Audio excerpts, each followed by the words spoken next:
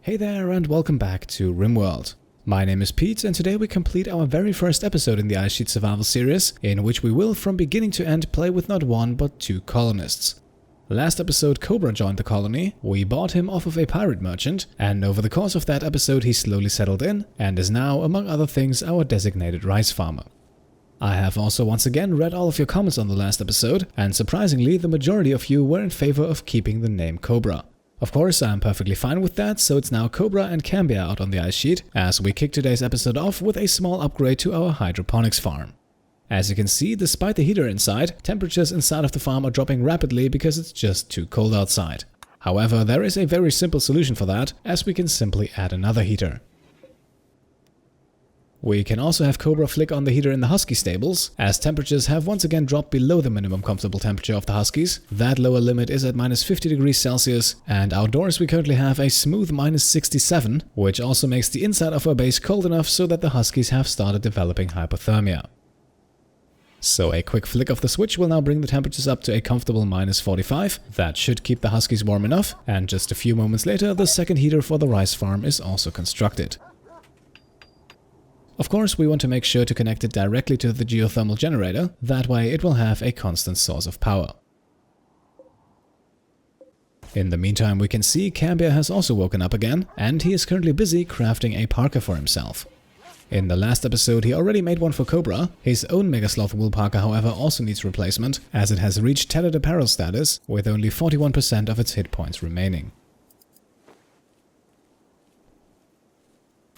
Now, while Cobra heads off to bed, we can watch Cambiar make a few simple meals, as the colony has once again run out. I was experimenting a bit with the settings here, then I realized if the meals are not dropped into a stockpile they don't count, so the command to make meals until you have reached amount X is not going to work here. In one of the next episodes I will try to optimize our cooking process as a whole, so for the moment we'll leave it as it is, but we will work on it soon. We now also have our first event of the episode as a Psychic Soothe hits the ice sheet, which is of course always nice to see as it comes with a generous plus 15 mood boost.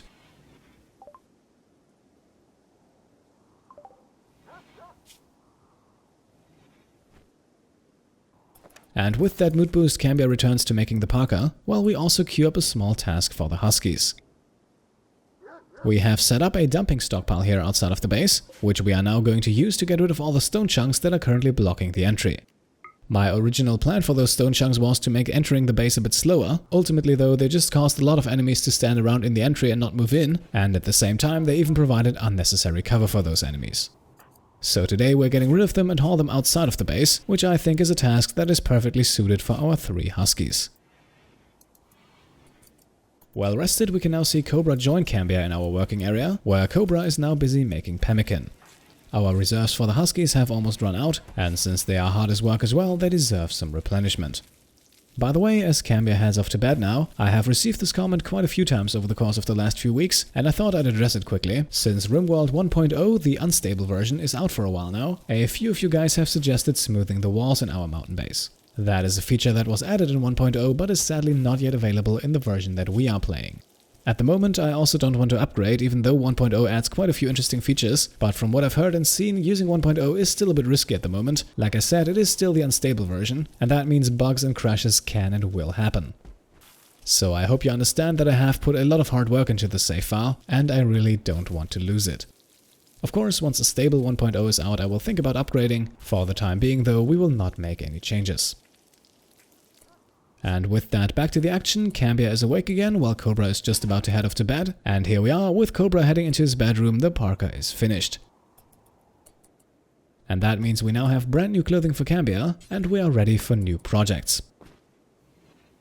And not one but 2 projects were actually also suggested in the comments of the last episode, as we will now slightly improve the defensibility of our base. For the most part we have used what the ice sheet gave us to get our colonists into cover. Now however we have reached a point where I think we should build our own. And that is what we're going to do here with a small secondary defense line, consisting of sandstone walls, a door and 2 sandbags. We are also going to construct another wall section right behind that, so if the first one is breached we can retreat and regroup.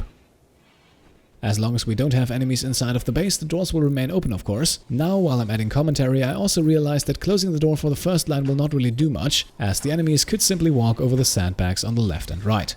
but maybe we could put down some deadfall traps behind those in the next episode. Alternatively, adding 2 more turrets would probably also work. And if you have any other ideas, then of course feel free to leave them in the comments. Cambiar has also just roofed over the place, which is perfectly fine with me. We do actually need that. However, there is of course one section that needs to be free of a roof, and that is the 2x2 section above our mortar gun. Clearing that 2x2 section, however, that is more than enough to allow the mortar to fire, which is perfect for us because we're now going to remove the snow from the rest of the area. That was also something that was mentioned a number of times over the course of the last few weeks, and removing the snow of course has a huge upside as it increases movement speed. However, out here on the ice sheet where new snow is constantly falling down, that is where you definitely need a roof above those sections, otherwise all your shoveling work will be for nothing. Now we are also putting a roof over the section between those 2 walls, because we want to clear that from snow as well. For today though, Cambiar heads off to bed and we can check back in with Cobra, who is still busy making pemmican. Afterwards he then sows a few more rice plants. He didn't get to finish that before heading off to bed last time, and then we can already jump ahead to the early morning hours and see both Cambiar and Cobra shovel snow. And just a short time later the area is fully cleared, and that will now actually almost double the movement speed across these tiles, as the snow and ice surface was slowing down our colonists significantly. And now that we have upgraded our defenses and cleared the snow, it is time for the next project, and at least for Cambiar that will be research. And for a change, instead of working on the shipbuilding process, today we are researching IEDs. IED stands for Improvised Explosive Device, and the corresponding research project here will allow us to build explosive traps using mortar shells. That is one more thing that was suggested in the comments of the last episode, and while those traps are a bit of a waste against lightly armored enemies like scythers or tribalists, they can be very useful against heavily armored enemies like high-level pirates or centipedes. While Cambiar now gets to work, Cobra makes himself useful as well. Our small defensive upgrade cost us a few sandstone blocks, and so Cobra is now busy making new ones. Not for long though, because it's soon time for him to head off to bed, but Cambiar can quickly jump in and finish what his companion started.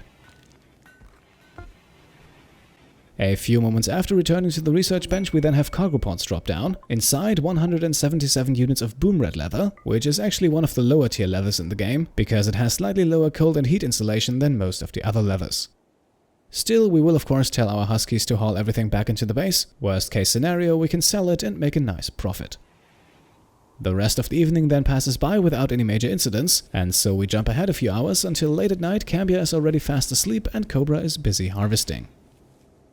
And I know it's not the most ideal setup we have going on here, with half of the rice plants ready for harvest while the other ones are still growing. Right now though we need the rice because food is once again becoming scarce. At some point in the next few in-game days we'll try to even that out however. While Cobra is resowing plants, we also have our next event, and once again it's cargo pods, and very fittingly, inside we have high explosive shells. Those will of course come in handy once we have finished the research project and can build our traps, so just like with the leather, we are definitely hauling them back. And roughly at the same time we also have more positive news, as Ruby has given birth once again. This time she gave birth to triplets. However, those of you who have followed this playthrough for a while now should know what comes next. Because food is still somewhat of a rare commodity out on the ice sheet, the triplets will not stay with us.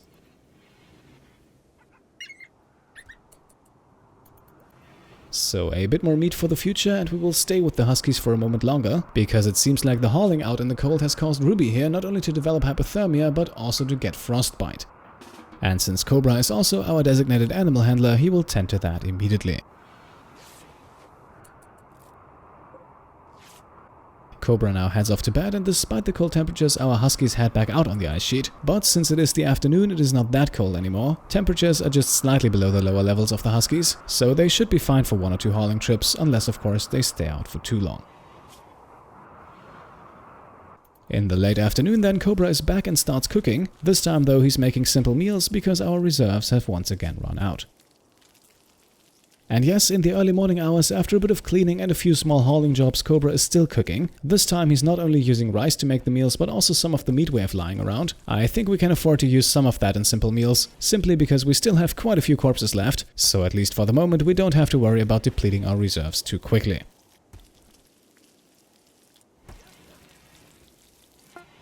Not much happens for the rest of the morning until Cobra finally finishes cooking and heads off to bed, and just shortly after that we have our first crashed escape pod of the episode. Inside we can see Boost, another very young colonist, and one who seems to be a very skilled doctor. However, apart from that, he doesn't entice me all that much. We are not really dealing with injuries that often. The rest of his skill set is fairly mediocre, and we also just added a second colonist in the last episode. I don't think we have to go overboard here and add another one right away.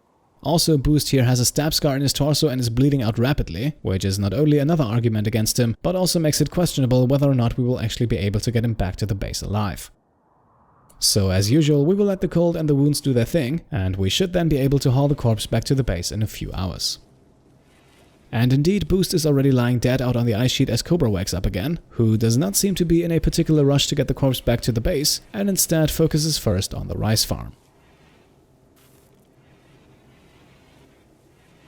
Afterwards, then he does head out, and as you can see, it is quite the journey. The way over to the corpse takes him a while, so I think we definitely made the right decision here. The attempt to rescue Boost and haul him back to the base would have very likely resulted in his death along the way.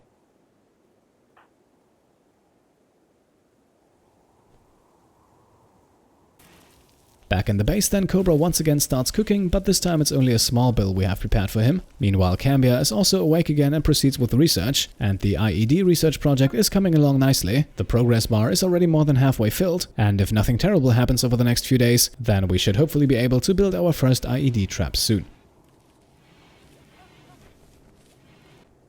As Cobra then takes a quick break before going to bed, we can also see Cobra and Cambiar have started to become friends, at least sort of. The two of them seem to get along nicely. I have a feeling though the relationship is going to take a small hit once Cambiar starts butchering humans again. So we will try to build the relationship up a bit further before we start with that, otherwise the two of them might get into trouble, and that would only complicate things unnecessarily. So a few more uneventful hours pass by, Cobra is sleeping and Cambiar is researching, but now Cobra is awake again and we immediately have trouble. A faulty conduit has caused a small fire in the storage room. Some of our components are currently burning, but thankfully Cobra can take care of the problem very quickly. This is also something that we should probably improve going forward. As you just saw, having the conduits run through the storage room is a bit of a risk, and especially now that the entry to our base is a bit more secure, we could reroute them. And with the fire taken care of, we get no rest and immediately have the next event. Another escape pod crashes down and the person inside looks somewhat intriguing. Sparkles here is a very high-level crafter and artist, however also incapable of cooking and growing. She is also a slowpoke and already 45 years old, and I admit this was a tough decision. I really thought that maybe we could work with this, but ultimately I decided to stick to the plan. Yes, she is very skilled in arts and crafting, but honestly we're also not using those two skills all that much, and once again adding a third colonist immediately after the second one has just settled in, especially if we have no beds, no warm clothing, no nothing for that colonist, that could be a bit more trouble than it's ultimately worth. So sadly, we will once again have to leave a very skilled colonist out on the ice sheet to die. Maybe going forward we should create another small room underneath the mountain, just like we did in preparation for the second colonist. Back in the base, we are now also locking the rice farm for the time being. This is done so that all the rice inside can fully mature, and we can get all the hydroponic basins nice and even again. And while Cambiar is heading off to bed and Cobra has nothing better to do, we might as well have him start cooking again. We have thankfully now reached a point where we always have a few meals in reserve, but of course you can never have enough. After the cooking is complete, we can also see our meat reserves are not depleted by any means, but they are definitely getting lower. So let's do some butchering. Our corpse storage room is slowly filling up, so this will also make some room.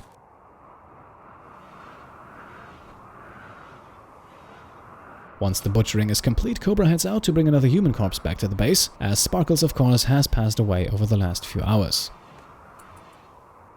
While Cobra is asleep, Cambiar then pushes on with the research project, and while he does, we can also see that power is apparently becoming a bit of an issue, as our sun lamp has temporarily gone out.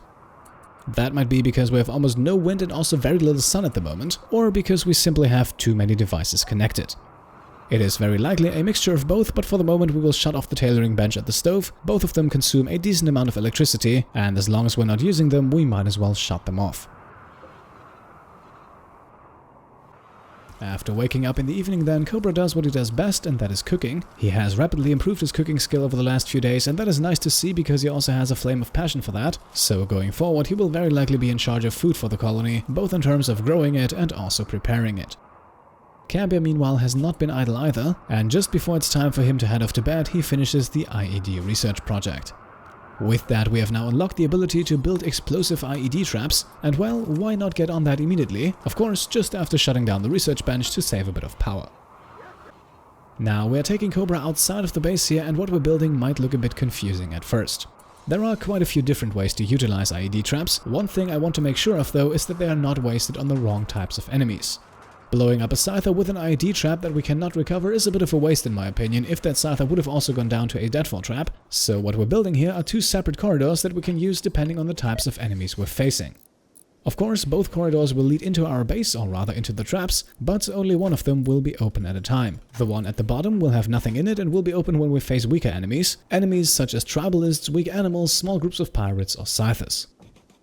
The corridor at the top, on the other hand, that will be trapped with two IED traps, placed with enough distance in between of course so they don't trigger each other, and that corridor will only be open when we face really tough enemies. First and foremost, I am thinking about centipedes here.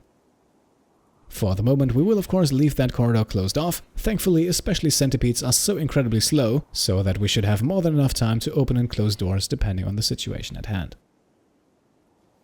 And with the traps placed, Cobra now goes off to bed and Cambiar starts the next research project. And this time we are once again working towards building our spaceship. One of the research projects we need to complete for that is the long-range mineral scanner, which luckily only costs 2,100 points and should therefore be quickly completed. And while Cambiar gets started, our rice has also finally fully matured, so Cobra can now once again start the harvest and then re-sow all the hydroponics basins. And once the rice harvest is brought in, Cobra also once again starts cooking. This time he is once again switching back over to pemmican. Even though the huskies still have a few reserves, we'll handle this just like with the simple meals, better to be safe than sorry. In the early morning hours we can then also see power is still a problem, as the research bench is not getting enough juice. And that also keeps Cambiar away from being productive, so we should quickly do something about that. And what we'll do is actually fairly straightforward. We are increasing our power supply.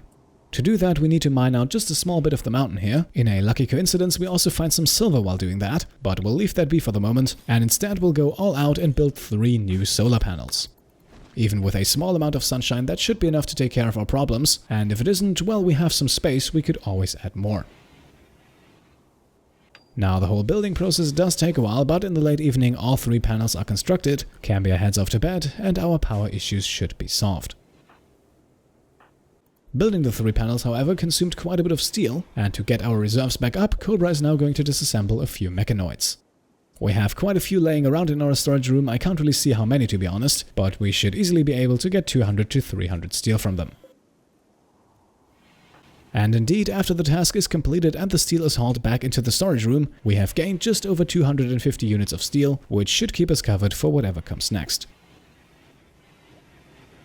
During the day then, while Cobra is asleep, Cambiar once again spends most of his waking hours at the research bench, and he is also no longer being interrupted by power outages, so the research project is already close to being finished as Cobra wakes back up. And Cobra's task after getting up, that is now to slightly upgrade our defenses even further, using the resources we just gained earlier. That means we extend the wall a bit, and we also build a few more sandbags and deadfall traps, and for the deadfall traps we continue to go with plasteel, simply because we still have enough. Before Cobra can finish building though, a cry for help reaches the colony. And normally, you know, I'm a bit hesitant with these, but we also haven't had any action yet in this episode. Our defenses have been upgraded and we're also not dealing with mechanoids here, so let's offer our safety and see what we're dealing with. Alright, here comes the colonist, another very young one here, only 16 years old, and definitely not with a bad skill set either. However, Dominic here is a nudist, and sadly our base is absolutely not equipped for that. And here now comes the raiding party. We are dealing with pirates, however not that many. If I'm counting correctly, I see 10 of them, so using our traps we only need to kill or incapacitate 5 of them, before the rest should decide to flee. And to be honest, that looks like a more than manageable task. I actually think our colonists don't even have to get involved in this one. So Dominic here will get drafted and sent down to the far end of the traps, and that is also where he will stay drafted until either the pirates capture him or the hypothermia gets him.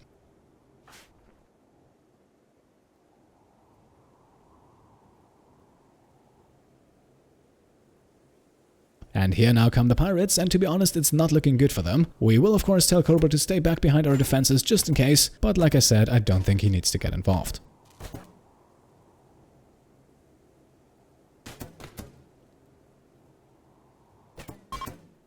And indeed, here we are, the pirates are fleeing already. One of them is also trying to bash his way out of the door here, but since that is a plus steel door that I don't want to lose, we'll quickly open it for him, and then we can kill the enemy immediately. And with that, the raid is taken care of. Dominic is also quickly succumbing to his hypothermia, and just at the right moment we also have a trade ship pass by, but we are not going to buy anything from them at the moment. Instead, we will haul bodies, weapons and equipment back into the base and see if we can't sell anything at a later point. Shortly after, Dominic then passes away due to his hypothermia, and Cambiar also finishes the second research project of the episode, as he successfully completes researching the long-range mineral scanner. I don't think we're going to use that anytime soon, but it gets us one step closer towards building a spaceship. And with a bit more stuff hauled into the base, we will also attempt trading once more, and this time we actually do have a few things that we can sell. Just a few drugs and weapons, not much, but it gets us just over 150 silver.